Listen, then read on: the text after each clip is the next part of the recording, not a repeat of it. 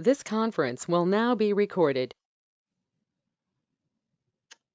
Okay, hi. I'm Melissa Cleveland. I'm the Community Development Director at the City of Hayden. And Don Mueller is our consultant with Architects West.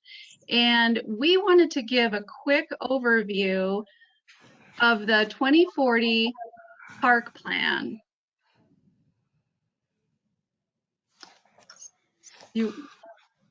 Okay, so why do we think that this park plan is needed?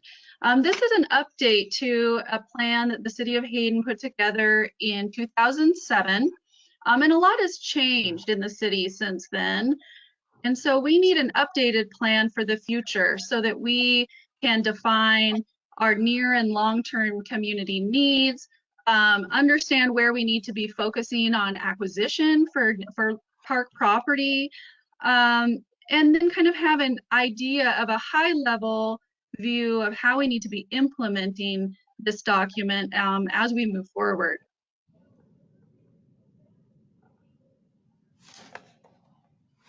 Does that sound good, John? Okay. Yeah, no, I think that's exactly right, Melissa. And I think at the end of the day, the council sets policy for the city, and any action that needs to be taken now and in the future, relative to any of the four plans that the city is working on right now, become a function of what's contained in those plans and what has been approved by the council based on the work that's been done and input from the community. So.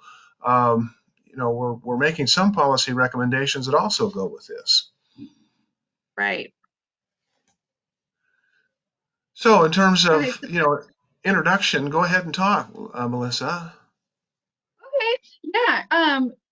So we're just going to kind of walk you through what's in the plan as a part of this overview. And hopefully when this kind of whets your appetite and you'd like to read more detail, you can find that on the city's website. So in chapter 1, we talk about the planning process goals. And this, kind of like we said already, it just kind of helps the city to be responsive to those present and future needs, to really understand what it is our community needs as far as park and recreation goes, and then to lay out priorities to handle those needs.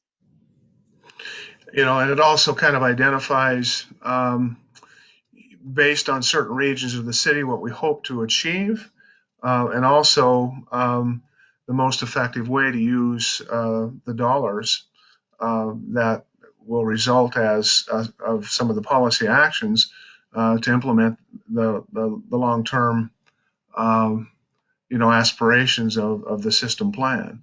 And so sometimes Right. also we're going to talk about planning tools and other things, but really this is the means by which we put this together and take it forward. That's right. From a process standpoint, we broke this down into about 6 different phases. We've been working for almost 15 months. Obviously, when we and the public has had a chance kind of to provide input as we have gone forward, pretty much at every phase. I think we started a year ago in the summer with a listening program, right, Melissa? Where we were talking to a number of different stakeholders and city leaders. Right. And then we began to kind of do our inventory work and to talk about what the city had in place, what's going on around us, what the trends are in recreation in the inventory phase, and then also taking it into the next phase in the fall and early winter, where we had the community festival. We talked to folks about, what they thought needed to be happening, looking at all aspects of proposals from youth, adults, seniors, and special needs folks. And then we began after the first year to really take a hard look at developing ideas and plans for specific regions of the city, which kind of was sidetracked a bit by COVID, slowed us down. I think everybody had to learn a whole new way to work.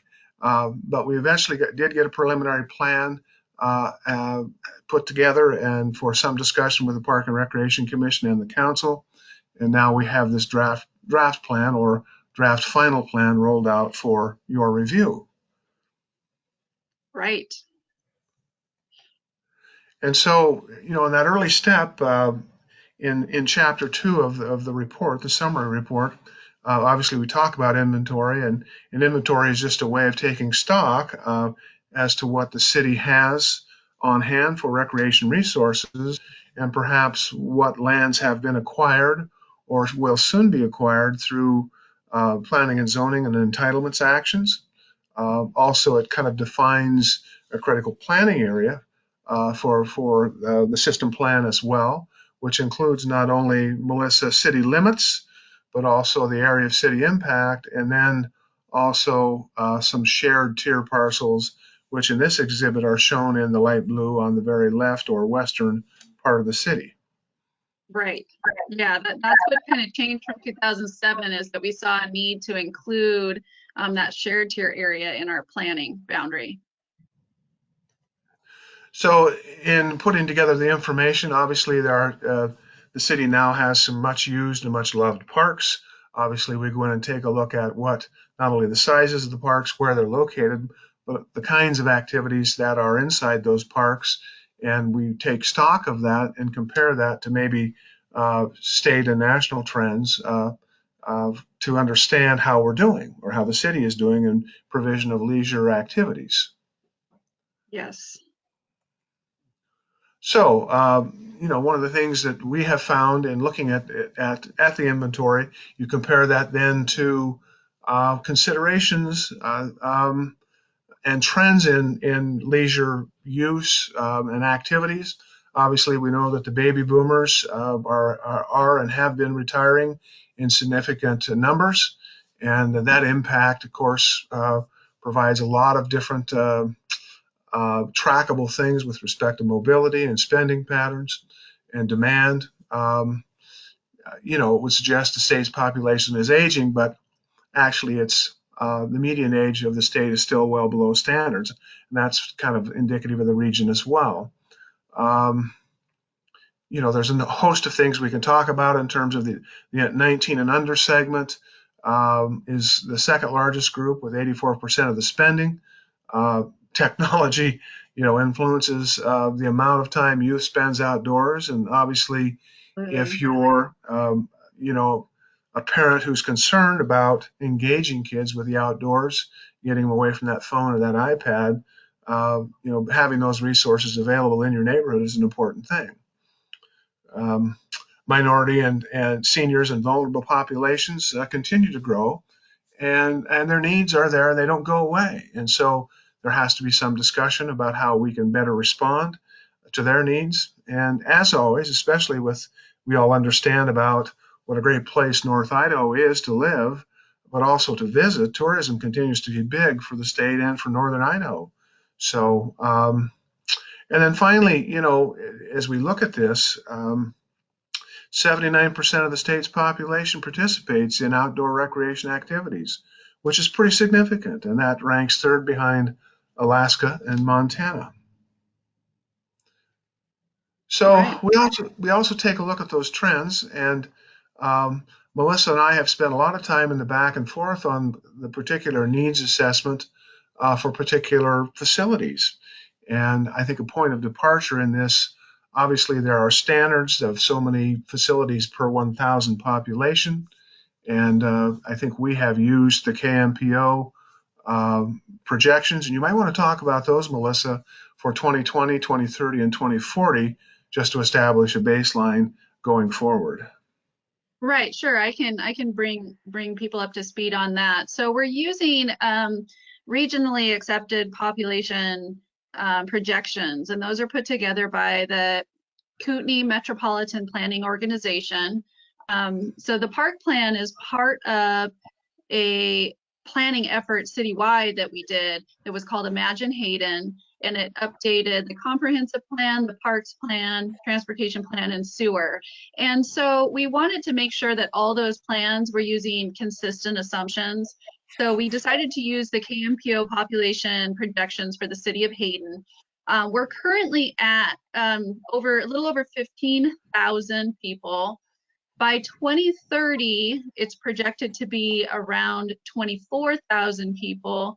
And then in 2040, almost 35,000 people. So this parks plan, like John was just alluding to, those are the target population that this parks plan is pointed towards. If the population is less or more than those estimates, then the recommendations in the later chapters get adjusted. And so with those kind of population mileposts in hand, we take a look then at specific recommendations for facilities per so many thousands of population. And as you look at this chart, for example, if we just look at the top uh, item, rectangular fields, the national standards from NRPA suggest that rectangular fields have a standard of about one field per 3,500 in population. So if you take that and roll that through these population numbers, that would suggest that in 2020, this year, we would need at least 5 rectangular fields for either soccer or football or multi-use in 2037, and in 2040, 10 fields. And so as you kind of go through this draft plan and this particular piece of it, you can kind of take a look to see, where we are, what kind of deficits we have or not, and where we think we might want to be in the future. These aren't exactly hard and fast rules, but they do give us an idea from an aspiration standpoint where we should be, and that allows us, when new proposals come forward, as the city continues to grow, with partners or in partnerships, how we might, meet these aspirations as set forth in this level of service standard chart. Yep. We also look at what our peer cities in the region are doing in terms of the level of service they provide. And in this case, we're looking at acreage per 1,000 residents. And so we have an adopted standard, which was adopted actually in 2007, of 5 acres per 1,000 residents. And so if you going to the bottom here, table 3.8, if you look again 2020, 2030, and 2040, we give you the acreages that we think we're going to need to have to meet with that adopted standard. Now, going above that in table 3.7, we give you a chance to look at what the other cities are doing. And some of their numbers are higher than us, some of them are lower. It should be understood that in getting this information, it's a little difficult to separate out what some of the cities are doing because, for example, if you look at Spokane, they have a level of service that appears to be 18.9 acres per 1,000 residents, but they also have a very healthy natural open space piece of their park system, and so their numbers in an actual sense go way up. Hayden Right. hasn't quite moved into open space yet, have we, Melissa? I know we're talking about it, but Right. and so as we begin and continue our initial planning efforts for the park system, we kind of find we're right sized, especially when we look at what Coeur d'Alene is doing, and cities of similar size like Sandpoint and perhaps Moscow. Right. So, Melissa, you want to talk about input and what we did through the summer and into the Sure. winter? Yeah, sure. And John kind of covered this a little bit when he was going over the kind of process slide earlier in the presentation. But yeah, in summer of 2019, we met with all sorts of local leadership from a variety of different sectors within the community. And we kind of, that was our orientation interviews, we called them. And then we got ready for the community festival that was held in November at Atlas Elementary, really well attended community festival. So we gathered a lot of information from that. In October and November, kind of leading up to the community festival, we had a series of social media polling questions that also kind of fed us some information on what people were thinking and where they'd like to see the city go. In December, following the community festival, we had a survey that went out, and that was really, we were really impressed with the amount of response that we got on that. And then now we've had the park plan out for about a week. It's going to be up for a couple more weeks before we have the hearing. So we're gathering comments on the draft plan now. There's also frequently asked questions on the website. We'll post this video plus the frequently asked questions, and plus the park plan is up there for review. And throughout the course of this a year and a half or so long process, we've had several workshops with the Park and Rec Commission at the City of Hayden to kind of guide some aspects of the document as well. So if people want to, how can they continue to provide input on the plan in the coming weeks, Melissa?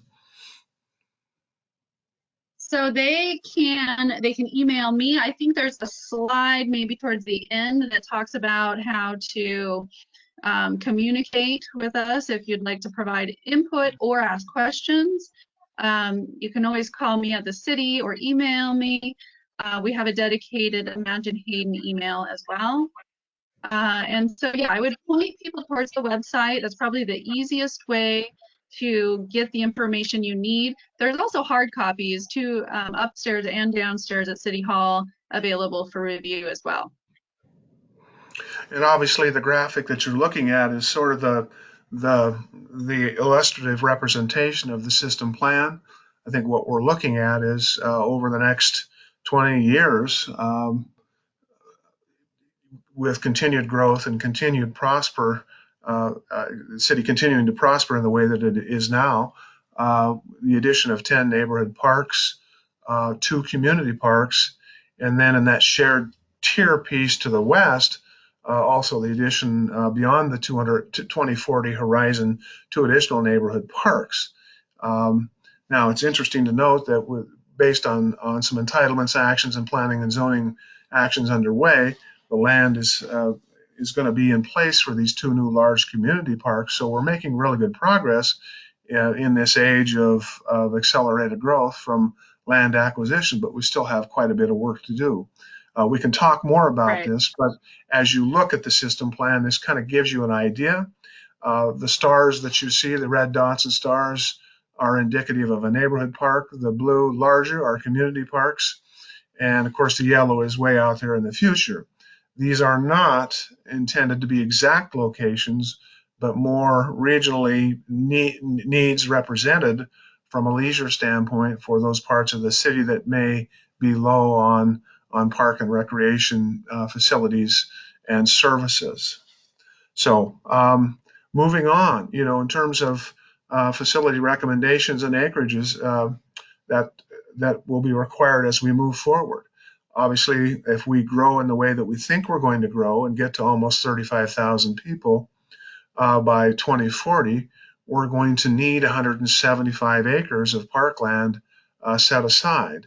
That means we have to kind of roll up our sleeves and be willing to find, in this day and age, an additional 86 acres that could be added to what we have in place now, which is approximately 89 acres. Right. And then you can. But that makes sense because we need about double what we have today.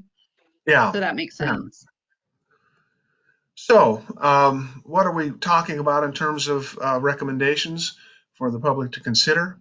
Number one, McIntyre Park, which has been classified as a community special use park. We are talking about maybe engaging a planning effort to consider the following. The relocation of the Public Works and Streets facility to free up some space to convert to park use. We want to either eliminate or relocate the baseball field to another site. We want to develop a south access point with some drop-off and parking. We want to make this park actually a community, the kind of the primary community gathering place for the city in the heart of the city.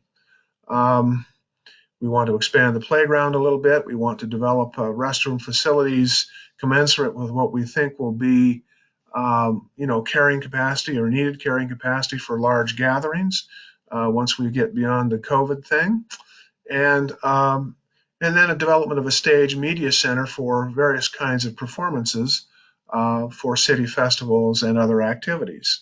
And then, of course, finally, a revamped infrastructure package uh, for water, for sewer, for technology, for all those things, including irrigation sourcing and smart control systems. So a lot of this can be managed as we might need to remotely going forward. Melissa, anything to add?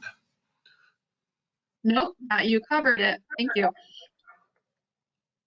We're also talking about some work at Crawford at Crawford Community Park. I think we're going to reclassify that as a sports complex and going to be adding some, not only some specific facilities like restrooms and splash pads and picnic shelters as we go forward through time, but there has also been some discussion about baseball, soccer, and softball moving to this location through either existing acreage that is undeveloped or maybe acreage that could be added in the future as certain road realignments take shape that are near the park. Fanouken Neighborhood Park. This is a much used, much loved active recreation park, but as the city has continued to grow and as traffic impacts and use new uses surrounding it have kind of changed the fabric of the city. It has some challenges with respect to how we park people, how we get people in and out and off the site, and how this continues to be used in an effective and meaningful way. And so, what we have talked about is perhaps relocating the softball fields to Crawford Park, where we can perhaps develop 3 new state-of-the-art fields, provide the kind of parking in support of those that they need. You know, the standards for parking for ball fields today runs anywhere from 50 to 90 cars a field, and so the Fanouken Park of today just cannot meet that in terms of a carrying capacity. And so I think the Park and Recreation Commission really, I think, responded favorably to this. And so the notion would be that we would convert Fanouken Park more to a neighborhood type park and downscale some of the active recreation, but convert this to something more reasonably suited and scaled for neighborhood use. And so, Right. If we don't end up doing that, obviously there are some things that have to be upgraded to the existing facility, and we'll continue to talk about that as well. Broadmoor Park, the work continues there. It's a great facility in terms of the way it fits into that neighborhood, but ongoing needs include restroom facilities, probably the inclusion of a splash pad and pickleball courts. Melissa, it's interesting to see how pickleball for seniors especially has just kind of come out of nowhere with demand. Yeah. It's just blown off And the chart. we hear a lot about the desire to have a splash pad in Broadmoor. A lot. So, and then, going on down, obviously updated irrigation control systems for, efficient management of water, some parking, expand the playground, just again, as I said, continue the really good work that's already happened at Broadmoor Park. Stoddard Park, one of the more recent additions to the park system. Obviously, we want a more full-time restroom facility. Some of the same items that have been identified for Broadmoor, pickleball, splash pad, volleyball. One of the things that is really making a move in parks all across America are the inclusion of mini or small sized dog parks as a piece of a larger neighborhood park or community park. And so we're going to be looking at that as well. Obviously, adding trees for shade and for comfort as we go forward always is a positive, and we're just going to continue to do some things to make maintenance much easier and more effective for the city. And then also the ongoing discussions about how we might convert the barn to a multi-use facility for kind of a collection of different civic events also and private events as well. Mm-hmm. So there'll be an effort kind of going forward to take care of that. Honeysuckle Beach, which is a special use park, obviously we're looking at, if possible, some land acquisition to go to that. But this is one, series of recommendations that we talked about, a whole new look at the carrying capacity of the park, its program of uses, and how we might, recast or redefine this to make it, more effective in terms of what it provides for the city. Obviously, there are some immediate needs like picnic shelter and ADA improvements, irrigation source improvements, those kinds of things. But we are going to be starting a community dialogue. Is that correct, Melissa? To talk more about this Yeah, facility. right. I think what we discovered through the park plan here that's supposed to be a higher level document is that we really need to put a microscope on Honeysuckle Beach and find some real ways to kind of alleviate the congestion, really define what the problems are and move forward. So throughout all of this and looking at the facility recommendations, we continue to use those standards for facility types. We've looked at what private sources might be that would help us in the near term bridge the deficits if we have any. This table found in Chapter 4 kind of summarizes what we're looking at in terms of the various facilities and aspirations going forward. Our immediate needs include, for a lot of the parks, shelters. There's a strong desire for splash pads for water-based recreation in our parks. Pickleball and tennis are always continue to be popular.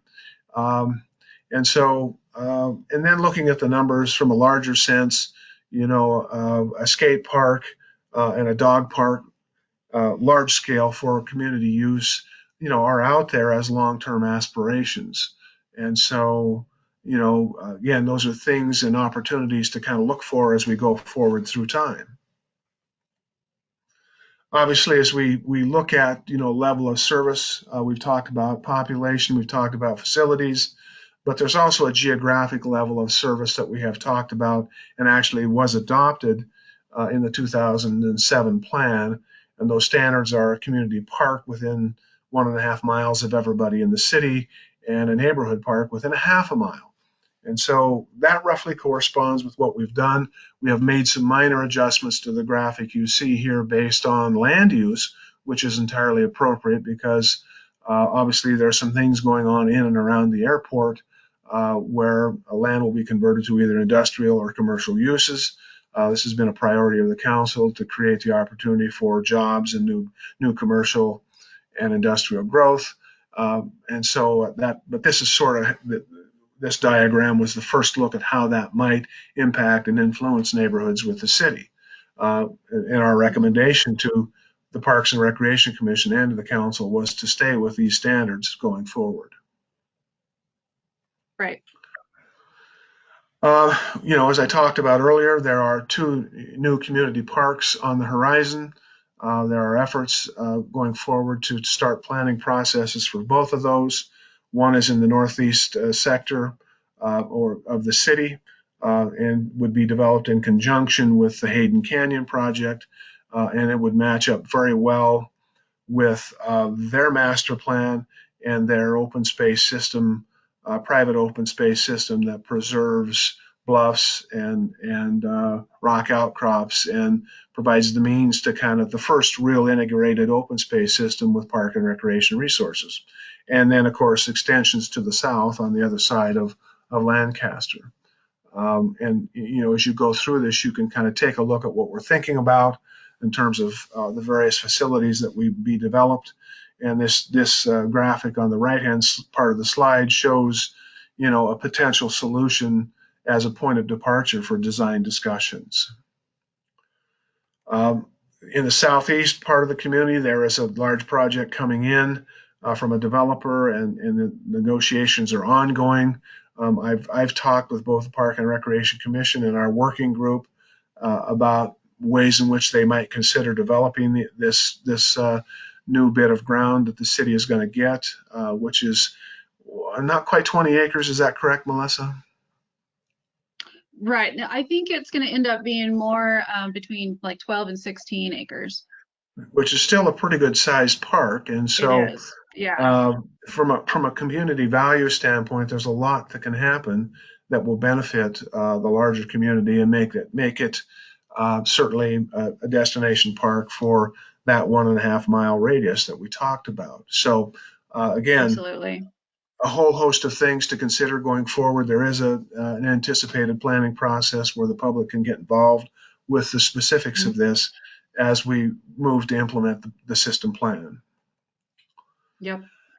Now, in terms of implementation, we have to look at what these facilities cost over time. I don't know, Melissa, if you want to talk about this briefly and take people through this, or if you want me Sure. to. But there is a dollar amount that goes with this. And so Right. I'll let. I can. So we tried to look at, there are obviously so many needs and probably more needs than we can realistically address in a 20-year period of time.